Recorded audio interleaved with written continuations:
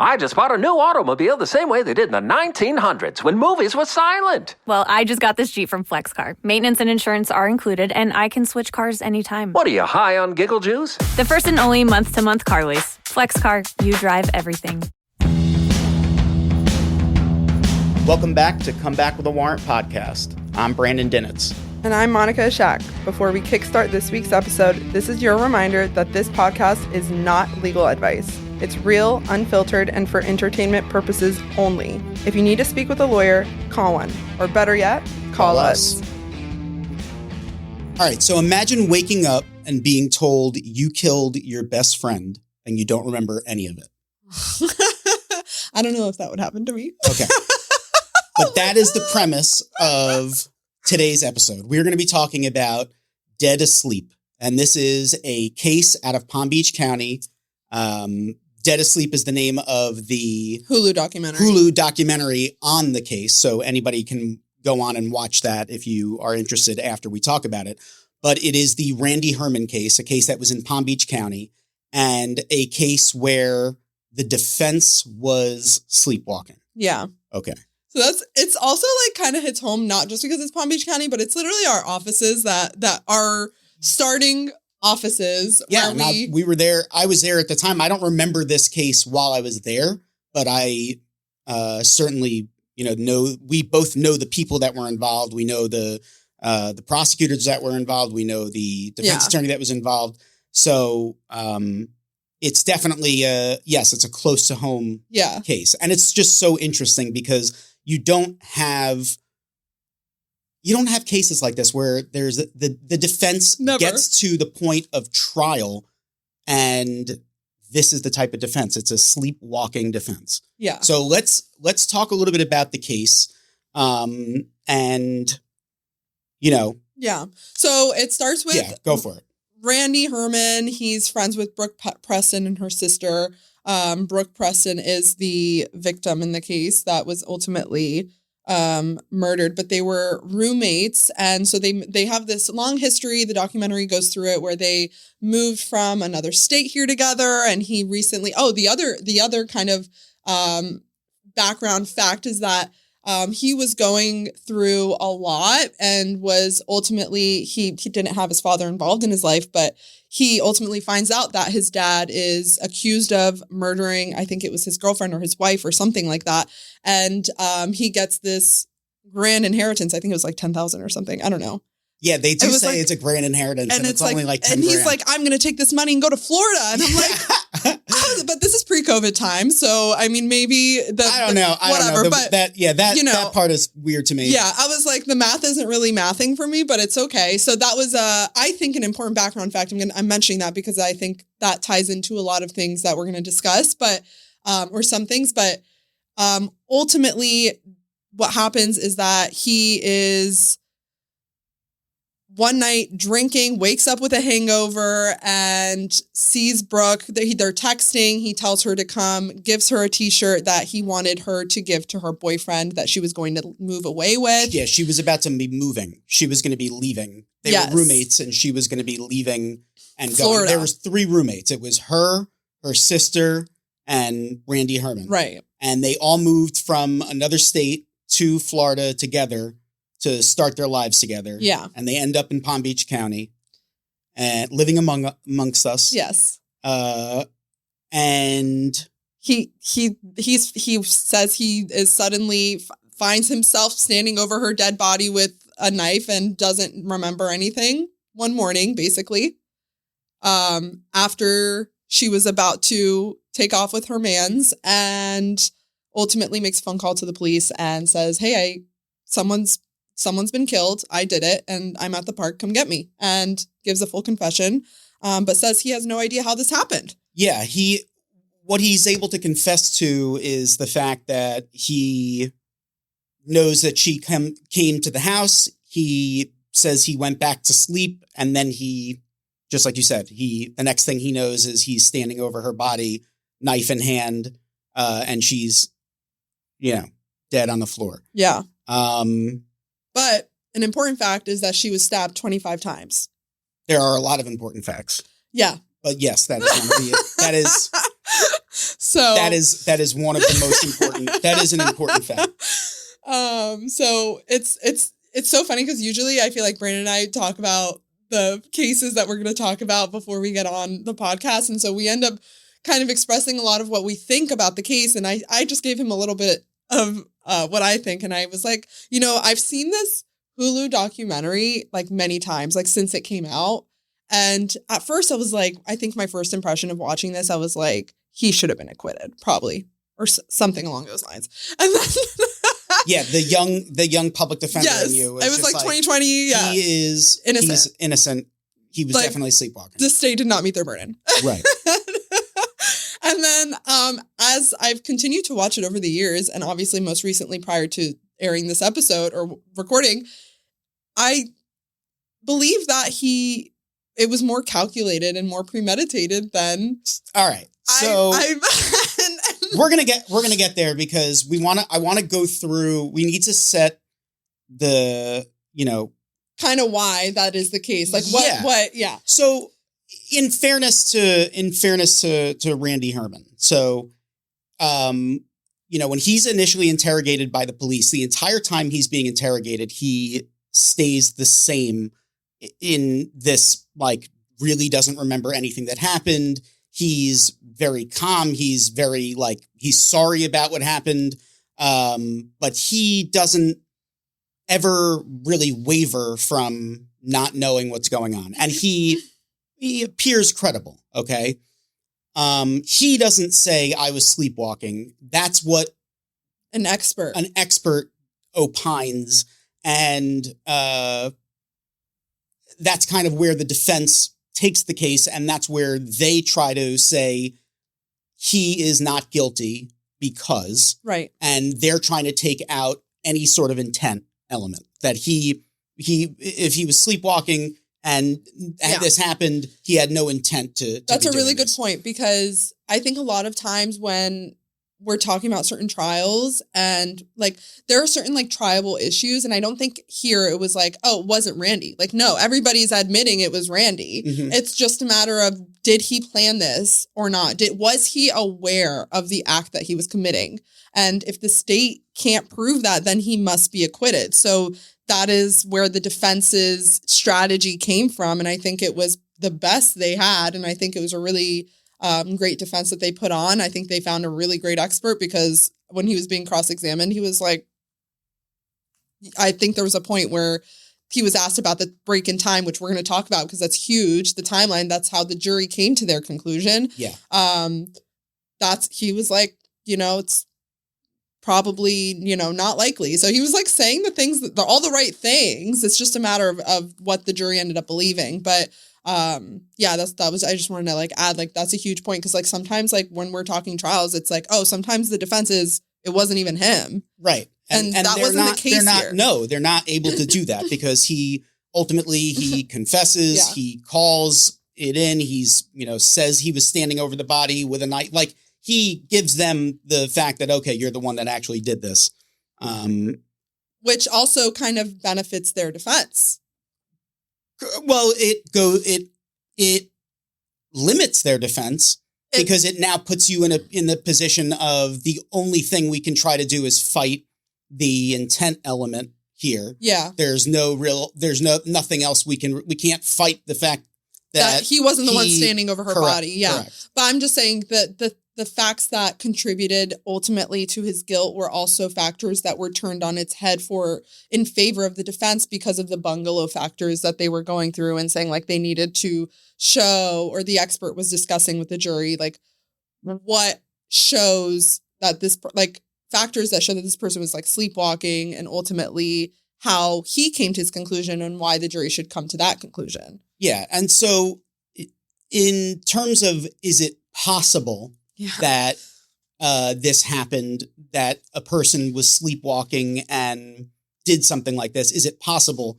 So the science that you hear and that they go through, and the two previous cases that they discuss, which are both from different countries, are not from here, where a person had to successfully use a defense of sleepwalking. In those examples, the science says, yes, it's possible that this could happen. But there are multiple parts of the science. Part of the science is the person has to, be asleep in such a deep sleep that they start sleepwalking. You don't just like hit the pillow and then all of a sudden you're up and sleepwalk, just based on what they kind of explain in the documentary. But yeah. That's true. And I think that would have given him an opportunity to potentially be found not guilty had they not had evidence via the defense that he was awake at a certain point right before the murder occurred. Yeah. And had he presented evidence to show that he was asleep right before, I think the jury would have actually found him not guilty. So yeah, what ultimately gets him, and you have to give credit to the state for making sure that they pointed this out and did so to the jury in a way where they weren't completely dismissing what the defense was saying. What the defense was saying. They're not standing there. They were not standing there saying the idea that somebody could do something while sleepwalking is ridiculous. Yeah. They weren't doing that. And I think they gained a lot of credibility with the jury by doing that way. But ultimately what the state does is they point out that there's a timeline issue here, and that's why he couldn't have been sleepwalking at the time.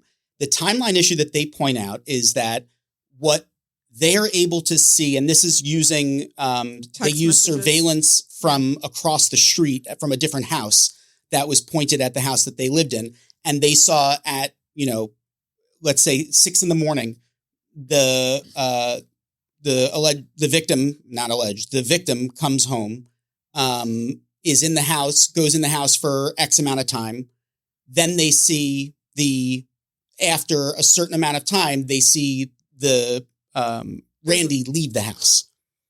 So they know that this incident is occurring in that time window. There were other things that filled the gap, though, because there was also text messages between them exchanged like an hour before. There was also a witness who was a neighbor walking in the neighborhood at the time, also caught on surveillance, who heard screams, and they believed that they narrowed it down to a 10-minute time frame. So all of those factors came in to show, I'm sure they ended up having that neighbor testify. I'm sure all of the factors came in and they were able to present this legitimate timeline to the jury to say, there is no way this could be sleepwalking, because based on the facts and the science that we know, you can't be awake 15 or 20 minutes before and get into a deep sleep enough so that way you can actually commit this type of act. Right. And also the other thing that the state pointed out was, which the defense did rebut through their expert, but did raise questions in my mind as somebody who's watching who didn't see the trial, but that he didn't wake up from these stab wounds that he ended up having, and that she really did put up a fight, and he wasn't woken up from her getting hurt during the process of stabbing her. Yeah. I think you said it exactly. The idea that he wakes up in the morning to interact with her.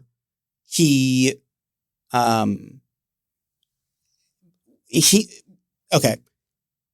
gets up, he starts interacting with her, he gives her a t-shirt, then he supposedly goes to sleep and falls so deeply asleep that he then pops up and does this murder in the process, and then just really has no idea that he did it. Yeah. It's just not enough time for that to happen, for the deep sleep to happen. Yeah. And that is so significant, because if it wasn't enough time for him to be, it's like you said, if he was deep asleep when this was going on and there was no way to prove otherwise, and there was no text messages, there was no surveillance, there was no, what the evidence they had, it's totally plausible. But on the other hand, literally, he had the stab wounds, he had cuts on his own hands from doing the stabbing. That clearly indicated that he got injured in this process. Yeah. One would think you would wake up from your sleep. I don't know, but you would think you'd wake up from your sleepwalking if you're cutting yourself and absolutely. And I mean, getting hurt. the defense expert testified that there have been, and I think they even used an example of somebody sleepwalking, falling off the building and not waking up from their injury. So I was like, okay, that is really crazy to me if that's possible. I don't know if I really believe that, but hey, like maybe. Right. But we're only discussing the morning of facts, take that aside. The fact that there was 25, it wasn't like a one-time stab, it was 25. And, somebody that people suspected that he deeply was like, he loved her and was obsessed with her. And at one point prior to that was found in her bedroom closet, naked, looking at her, I think that's an important whispering, fact. Yeah, that's an important fact. That fact is probably the worst fact of it all. So Randy was a heavy drinker when he was down in Florida. That was something that he did a lot of. And there was a lot of social media of him drinking, and it was known that he was a big drinker. He would drink a lot after work. So one night, he's found in her closet naked, shushing her and just, drunk out of his mind. And when we heard that fact, you're thinking to yourself, okay, that guy was a drunk guy trying to thinking that would be some way to woo her and that would work. You see he had some interest in her that was beyond just this, what they painted as a regular friendship. Right. But it was interesting because the other witnesses that they spoke to never could put together that he had feelings for her, that he had a relationship for her. None of those other witnesses could really do that. That's what made it difficult for them because it didn't seem like there was any motive at all. And I think that even though the state doesn't have to prove motive, and they always, I think when it comes to any sort of murder case and serious cases, they really voir dire on this issue because I think that it's hard to sell a story when you don't have the motive. Okay, why would someone do this senseless thing? Yeah. Right. And they don't have to, but they understand that people want that. So I think that it was a good strategy decision to try to rebut the defense's. That was the state's theory, was not just try to rebut the defense, but they put the timeline to explain why it was first degree murder, but they didn't go to the extent to say that this was planned and something that he had, planned to do the day before. So because I think that would have been something they would have had trouble doing based on the facts. But, I don't know. There was a dispute. There were that was kind of creeping in my mind. And that's kind of what I was saying. The more I watch it, I think they had they were drinking the night before and they had an argument and she left. And then he just goes to bed and wakes up hungover. And there was also someone was testifying that he didn't like her boyfriend and had issues with him. So and she's about to leave to go be with him in another state. The motive is kind of there for me. So I understand it's kind of a stretch because nobody's out there saying it, but the evidence is there. And I think that the state could have used those opportunities to say that he did plan it, but I think they were wise in not doing that. Yeah. Because of it being kind of risky. It could have, nobody's really out here saying I saw Randy try to kill her before, they really didn't have that. Yeah. I think ultimately when you're looking at it's 25 stab wounds, this looks like this was something that was done out of emotion. Yes. And whether that's, anger or what, that's it looks like that there was more to it than just, an accident or just a happenstance. It just seems like it's literally overkill. There's a reason why that you see that in these types of situations. And there was a reason behind, why that happened. Exactly. And I think that's the point. Right. And the thing is, the sleepwalking experts and everybody talking about the sleepwalking situation in the case kept referring to you're acting based on your subconscious. You are, but it's not that like, I know we shouldn't be punished for things that are acting in our like subconscious because it's actually not intentional, but it's not that your subconscious isn't telling you really what you're feeling though. You know what I mean? Yeah. To some extent, to a certain level, that's kind of like an indicator. Not that I'm saying that that should be used against him, but I'm just saying that that's like kind of an outside like fact, unless there was an expert that came into court and said like that was the case. But I'm just thinking like to say that like I think that this could have been even like more of an act of rage type situation. And I think the defense went for an alternative type of argument, but heavily focused on sleepwalking. And then at the end where it was like, you know, if you don't find him not guilty of sleepwalking, this was a fit of rage. And like, obviously the jury still didn't believe that. No. But I think that was also probably something they could have explored as well. Like that was like not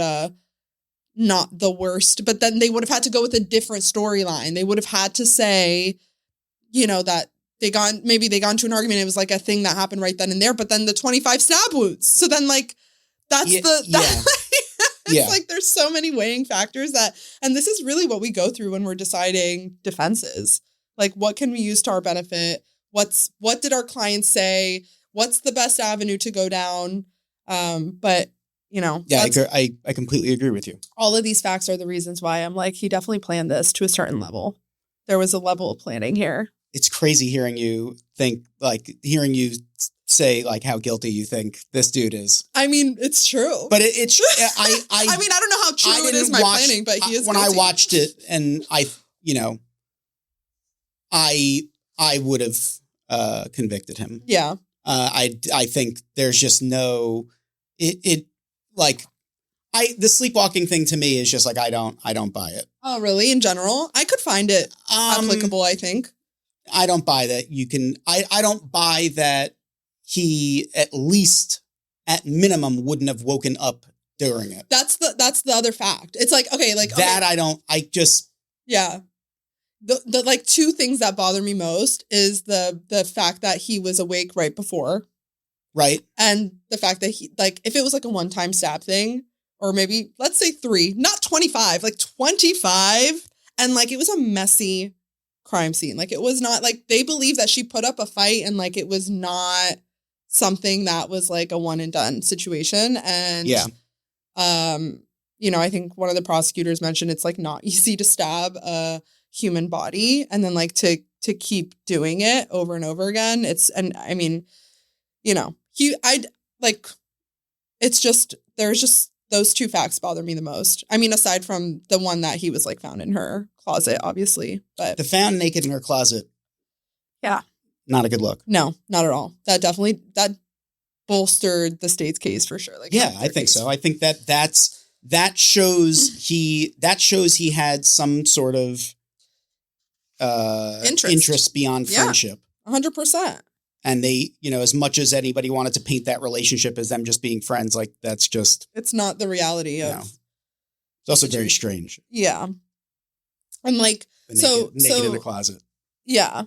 Just fucking weird. Yeah. So the expert did say like certain things were possible when he was being cross-examined, the defense expert. Mm-hmm.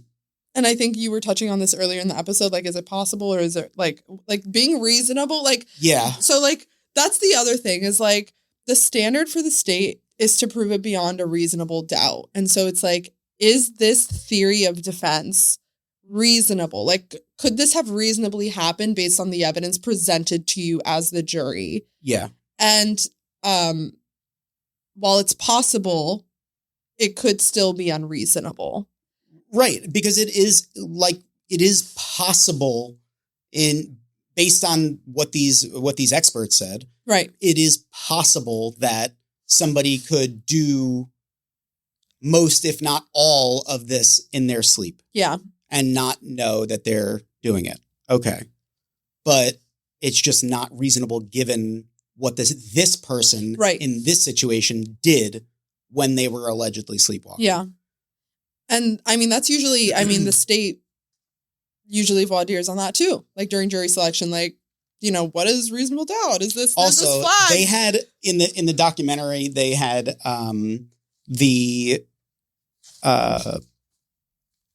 they had Randy Herman's mother she was interviewed a bunch of times throughout the movie, and she was giving examples of times when he was a kid that he like had sleptwalked, and she was like, oh yeah, one time I was working at a bar and he just in the middle of the night He showed up, he rode his bike to the bar and he came in and then he rode home. Yeah. And he was sleepwalking the whole time. And I'm like, did you not think that that was a problem? Yeah. You should put locks on the door? Yeah. None of that. Something. None of that. That is a significant problem. That and the fact that his father also killed his girlfriend. Well, then that's the other thing is the apple didn't fall far from the tree because Yeah. Well, I was thinking about it. His dad ended up, unfortunately, killing himself, but Randy did not. He faced the music, so he must have done something better than his father. I mean, in that sense. I mean, like, he actually... I don't know. I think it's losses all around. I don't think there's any wins. I don't think there's any wins to go around here. Listen, if it wasn't for his dad doing that, he wouldn't have had his inheritance to come to Florida. Because that's what was like setting him. That's... Okay. Got it. So obviously that's the same dad. So because that's where he got his inheritance from. Oh yeah. Right. So the timeline is that in 2015. Wait. So the dad kills himself and he got $10,000. I think it was 10. I don't know. It was something. Yeah. It was something like that. And the reason I remember it was because the way that he talked about that $10,000 was like it was $100K. It was a lot of money. Like this was like life-changing, buy a house. That's what I'm saying. Not need to work that much, drink all the time, party all the time, like money. Yeah. And he's living in a house and like in West Palm. We know what it's like to live here. I mean, but it's definitely been, times have changed. So yeah, this was back in 2017, I think. So 2017 is when he got arrested. And so in 2015 is when his father was arrested and I think killed himself. He gets his inheritance, moves down here, is living his life. And then that whole situation goes down in 2017. So I don't know that when I heard that the first time, I was like, that's kind of a weird red flag. Obviously, I don't think that came into, unless, I don't know. I would have probably asked for it to be motion and limbed out as the defense. I probably don't want the jury to hear that about my client. I don't think the jury knew about the father, though. Yeah, that's what I'm saying. I don't think that's something that came in. But like hearing that, I'm like, that's really odd, But he grew up around abusive parents, or his dad abusing his mom. Yeah. Before they separated, and so like that's what he was exposed to. Yeah, so, that is. That's what he knows. It always comes back to parenting. Yeah. All these well, things. It's like in your subconscious, like literally, like that's what I'm saying. Like it's like not, maybe he's not actively like a violent person because everybody was saying like he's always like meek and quiet and like he like nobody was like saying that he's like this violent person. No. I'm like, where does this like 25 stab wounds come out of nowhere? And I'm like, it's just like the he also slept with the knife like strapped to the frame of his bed. So I don't know. I'm not. There's nothing wrong with having self-defense or having your gun next to you, whatever you do. Like you do you. But like it. I don't know. There's just something more. There's something more to it than. I don't know. I feel like that also depends on like how you grew up and stuff. Like I wouldn't really like, to me that's not a huge. I'm like, he's living in a house with two girls. Maybe he feels responsible for like everybody's safety. He also grew up with with women in the house. Like, right. I don't know. That is like kind of not, but I could see like, if you like, I definitely don't think it's normal. I mean, like if like, I don't know, just having a giant hunting knife that's it was just like displayed on his bed frame. Like, I don't know. It's just like ready to like, yeah. Which is, it wasn't like a samurai sword. Like it wasn't like, but it was like a, but it was knife. He killed her with it. Yeah. I mean, it was bad. Yeah, definitely. Yeah. Well, so in terms of this case, he was ultimately convicted, Randy Herman, obviously. And yes, he was convicted. Yeah, I think they submitted their appeals and that's all over, I think, at this point. Yeah. And he's now serving his life sentence. And by the time trial rolled around, I mean, like, when he got arrested, he was like drinking heavily, super heavy. By the time trial rolled around, looked like a different person. He was He's very skinny.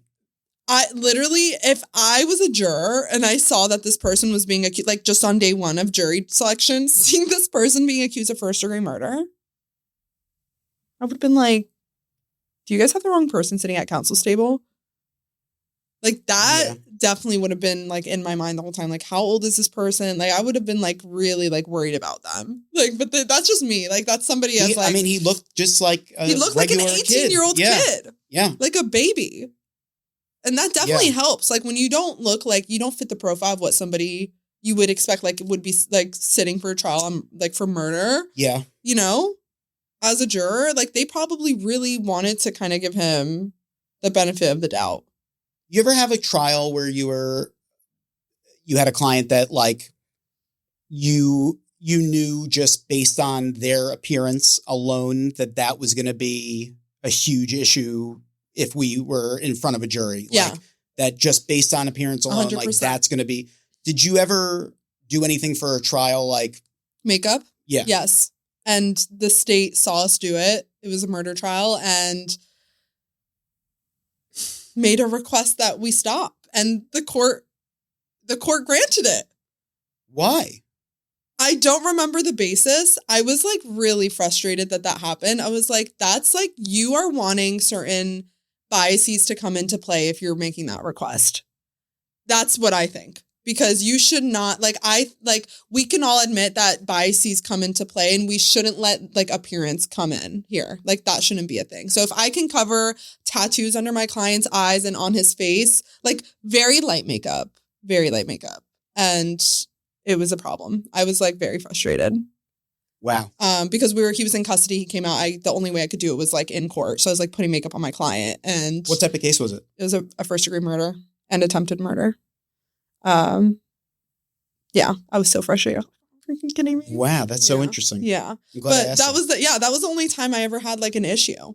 But yeah, I mean, obviously, there's been so many instances where like even when we were at the PD's office, our clients didn't have clothes for trial, so we'd have to come bring them in or like have someone run over to the holding cell and give them different options to try on different outfits and like see what fits them for trial. I'm sure you've seen. People, well, yeah, because you see, you know, they're wearing oversized suits sometimes. You know, yeah, and if you know anything about the situation, if you see somebody sitting as a defendant and they're wearing a suit that clearly doesn't fit, like it is probable that they are in from custody the PD closet, and they are in the yeah. Because the jurors don't know that you have a PD. They don't hear that. That's usually motion and limbed out. Yeah, they don't. That's not something that comes in. No. Yeah, or comes up. That's not. Yeah. But that's definitely been a thing. And I think that's why he was also like somebody in the documentary also said like, oh, you see Randy Herman, he's so skinny in this like oversized suit. And I was like, oh, it's because it's from the PD's closet. When someone said, I was like, oh, like, duh, you know? He had spent all that inheritance money. Yeah. He didn't have money for a new suit. No. And I don't know who would have been able to go grab that for him. No, hold on, let me go shop for you. But I don't know. I know you told me that you wanted to give them the benefit. You were like, I really wanted to believe the sleepwalking defense. I wanted to see, like, I wanted to see, at least when you're watching the documentary and the picture that's being painted of Randy Herman, like, he really doesn't seem like a bad person. Yeah. And he really doesn't seem like somebody that would harm another individual. Yeah. And like, you know, I still don't particularly think that he's a bad person. Like, I think he did this thing and that's like very, very bad, but I don't think he like he was all bad going into it. And it didn't make sense. And the person, even that the police were interacting with and like, how he held himself the entire, you know, case, he testified, like, I wanted to believe like, okay, maybe this guy is innocent. Like I wanted him to be, but when you see the evidence and it's laid out and it's laid out well by prosecutors that know what they're doing. And, they presented the case without being, excessive about things. Exactly. And they didn't need to paint him as something that he wasn't.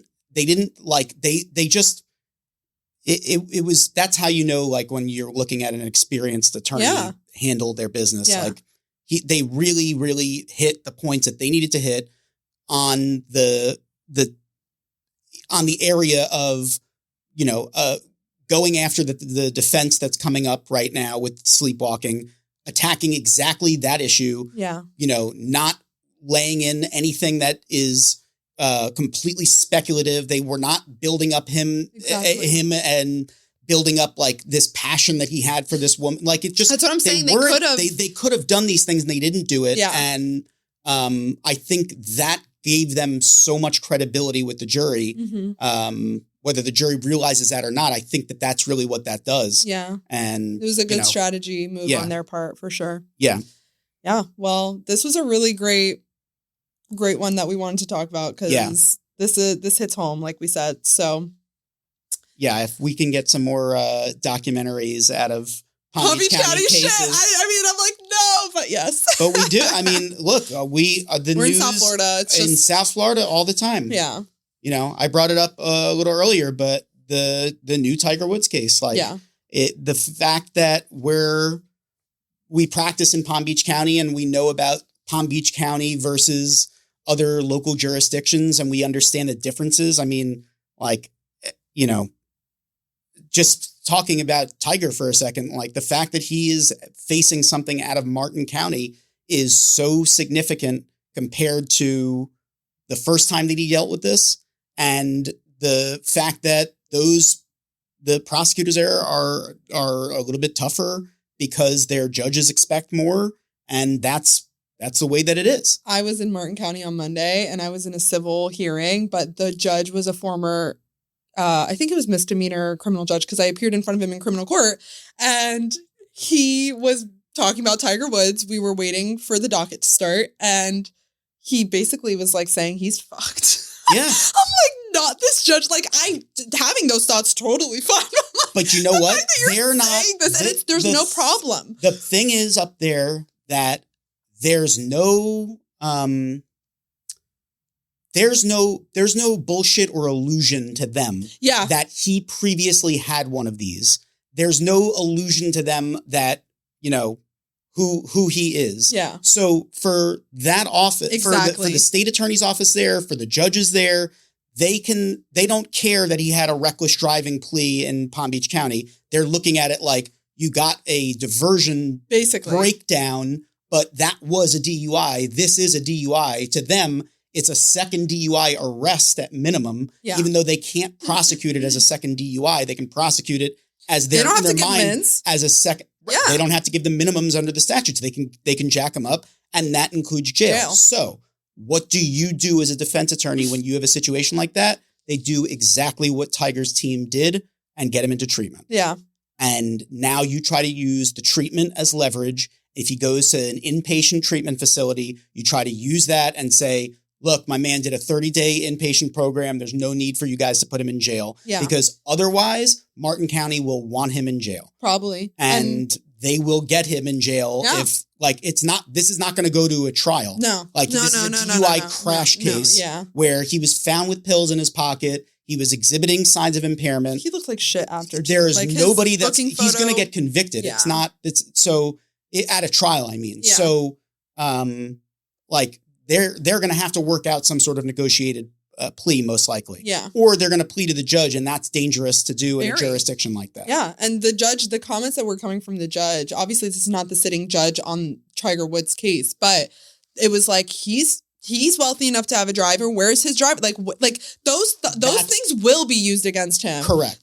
Because like a regular person, like, not that, like, you just don't have those resources. So, like, those thoughts don't cross the state's mind. But everybody everybody knows he's got the type of money that he has. Everybody, that's what I'm saying. There's no excuse. Yes. Like, everybody is aware. And this is not the first time this dude flipped an SUV. You know how difficult it is to flip an SUV that's like these really safe machinery? Like, this is not easy work. Like, he flipped a car in California, I think in 2021, like heard Dave Portnoy say like that Tiger Woods flipped cars every week. And it was like that. That was probably before the Jupiter. No, this was after. That was after it. And like, but there's just no. I don't think there's a lot of people that feel bad right now. No, it's hard to feel bad for somebody that's like. You could just have a driver. Yeah, when you're, right? Like, you're really rich. You take a lot, this guy's got, he's in pain. He's got injuries from sports and things. And that's why he's got taken pain pills, and he had pain pills in his pocket. I mean, like, okay, but don't drive. Yeah. Don't put everybody else at risk. That's so arrogant to put, to just be like, whatever, like that the consequences don't matter to me, or that, like, I don't care enough about other individuals. Like, you want to do drugs, like, you're rich and famous, like, do what you're going to do, but don't put everybody else at risk because of your stupid decisions. Yeah. Right. And not only that, like, some of the things that were also being said was like, I drive down that road 100 times, like things like that are crossing their minds. And I'm like, this is like really bad for him. Like, this is like Tiger Woods is fucked. Yeah. And also just talk about being in the wrong part of town. Like, he literally was because Jupiter Island, where he was, is Martin County. Yeah. Versus Jupiter, the majority of Jupiter is Palm Beach County. Yeah. So, like, the city is like part of the city is split by the county line. This would be a much different situation if it was in Palm Beach County. Yeah. And I'm not saying that's, Palm Beach County is like a walk in the park, everything's easy, but like they would look at this as a first DUI. Yes. Like, they would treat this with, that in mind. And the idea that jail would be a real concern think so. Minimal. Yeah. Right. So the concern of jail in Martin County is no joke. Yeah. Yeah. So best of luck to Tiger Woods and his defense team. But we didn't get the call, so whatever. Yeah, exactly. So we'll wait for the next one. It's okay. In the meantime, we'll be covering cases like Randy Herman's. Yeah. So if you liked listening, make sure you like, comment, and subscribe. We're on all platforms. Come back with a warrant.pod. Make sure you subscribe to our weekly newsletter with all of our gems and buy our merch. And if you didn't like listening to us, come back with a warrant.